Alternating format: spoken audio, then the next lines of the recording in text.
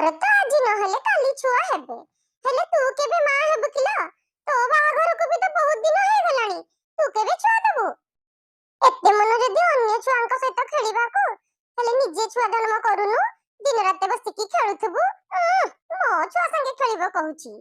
ସୁନ୍ଦରୀର ଏପରି ଛାତିଚିରା କଥା ଶୁଣି ଟିକିର ବହୁତ ମନ ଦୁଃଖ ହେଲା। ହେଲେ ସେ ସୁନ୍ଦରୀକୁ କିଛି ଉତ୍ତର ନ ଦେଇ ଚୁପ୍ ରହିଗଲା, ଯେହେତୁ ସତରେ ହିଁ ତାଙ୍କର କୌଣସି ଛୁଆ ନଥିଲା।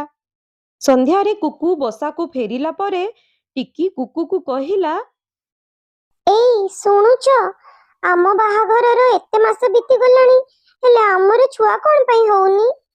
ଆମ ପରେ ଯୋଉମାନେ ବାହା ହେଇଥିଲେ ସମସ୍ତଙ୍କର ଛୁଆ ହେଇଗଲାଣି, ହେଲେ ଆମର କଣ ପାଇଁ ଛୁଆ ହଉନି ଯେ? ମୋ ଛୁଆ ନାହିଁ ବୋଲି ସମସ୍ତେ ମତେ ବାଞ୍ଝ ବାଞ୍ଝ କହୁଛନ୍ତି। ତମେ କାହିଁ ସେ ଅନ୍ୟ ମାନଙ୍କର ବାଜେ କଥା ଶୁଣୁଛ କହିଲ? ଛୁଆ ହେଇନି